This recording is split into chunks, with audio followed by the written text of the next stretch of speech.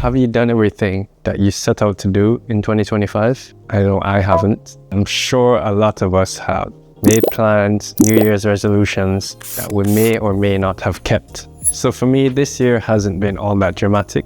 It's been almost like every other year. However, when I pieced together everything from the year, it's been quite the year. And I've learned a lot, I've been impacted a lot, and it's affected the way I live my life from this year. So in this video, I'm sharing the 5 lessons I learned in 2025. I want to make this a series and share with you guys the lessons that I'm learning as I grow older. Let's go. So lesson number 1, most of the pressure is imagined. So this year I realized that I was carrying a lot of pressure. Pressure to prove, to produce, to perform. And the truth is that a lot of this pressure was imagined. It wasn't real. I'll give you an example. When I first started my YouTube channel, I kept refreshing the videos to see who's watching. Are they gonna watch how my editing is? Are they gonna see that my videos are boring or no one's even thinking about me? And yeah, I had a lot of pressure to perform with no audience. But I love this quote from Ali Abdaal. When you realize no one cares, you're free to do it anyways. So using YouTube as an example, nobody cared. So I was free to make mistakes, to fail and try again. And this impacted me on my broader life in terms of my job, relationships, my hobbies. I just started at 0 and I didn't care what anyone thought. And yeah, I've been running with that mantra through 2025. Lesson number 2, systems, and more systems. So I used to think that I needed motivation to show up. That sort of feeling where I really want to do something and I'm feeling in that productive mood. But now, this year has made me realize that motivation is just an emotion. It's going to fade and then you're left on the systems that you've built. So I define systems as a structure and it can be used in all aspects of life. And for my creative life, I took inspiration from Thomas Frank, and he used to talk about systems all the time. So it's basically building workflows that work even when you don't feel like it. So essentially what this means is you build systems with this workflow to work in a simple and easy to follow routine. You make it so easy that you could give this system to anyone else and they would be able to follow it. It's not sexy, but it works. Just think of it like McDonald's. No matter where you go in the world, McDonald's hires people from all assets of life, and all the food basically tastes the same like McDonald's. It's a system that can be replicatable by anyone. And that is kind of what you want to tailor make for yourself. And that's what I've done in 2025. Lesson number 3, my 9 to 5 wasn't a prison. It was my launchpad. So this lesson that I learned really surprised me the most out of all of them, because as I was growing up, I always resented the idea of having a 9 to 5. I sort of saw it as a block to freedom, like it would be something that would be holding me back from what I really wanted to do.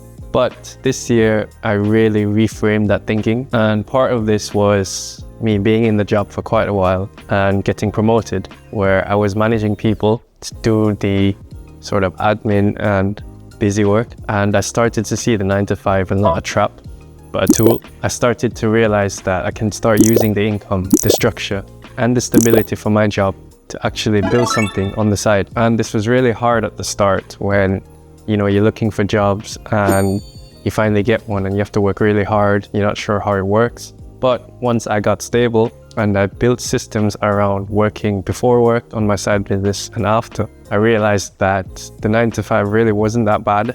And I was able to use the income and the time outside of it to leverage my resource of the money coming in from it. So yeah, I really started to reframe how I think about my 9 to 5 and I really started to enjoy the stability of it. Lesson number 4, slow growth beats fast burnout. So I have a great example of this. When I first decided to take YouTube on, I really wanted to give it my all. I thought I had to post every day for it to matter, for me to hit the algorithm, for me to go viral, to get the work done.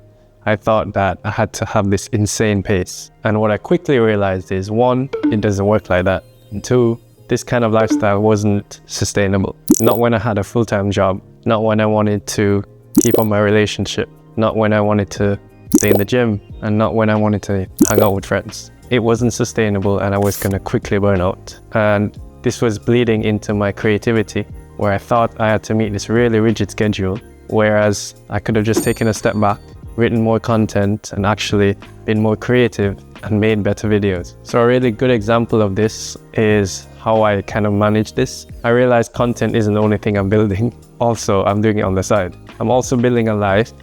So what I did was I started filming and scripting in focus blocks. Before work, after work.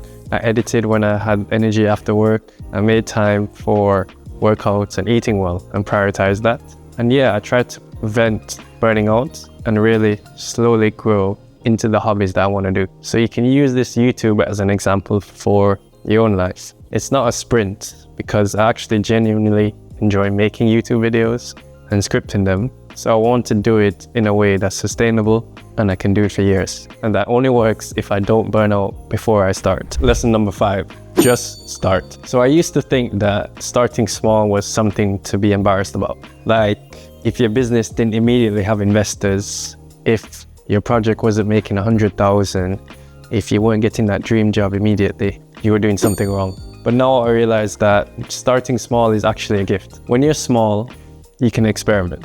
You can move fast and you can make mistakes quietly and learn loudly. Some days I go from back-to-back meetings to a quick gym session to writing content in my notes app in the locker room. Other nights it's editing for my business or building another offer after dinner. And I'm not doing this with a big team. I'm not backed by a big venture capital fund. I'm working a lot with friends and it's just me building something that matters to me, piece by piece, slowly, and things that I care about. And the crazy part is that a lot of great people, including YouTubers, started like this. Marcus Brownlee, who is one of the biggest tech YouTubers in the entire world, started filming in his room and he didn't care what anyone else thought, and he started off small and he just kept going, something that he really enjoyed. So nobody handed them permission, they just started.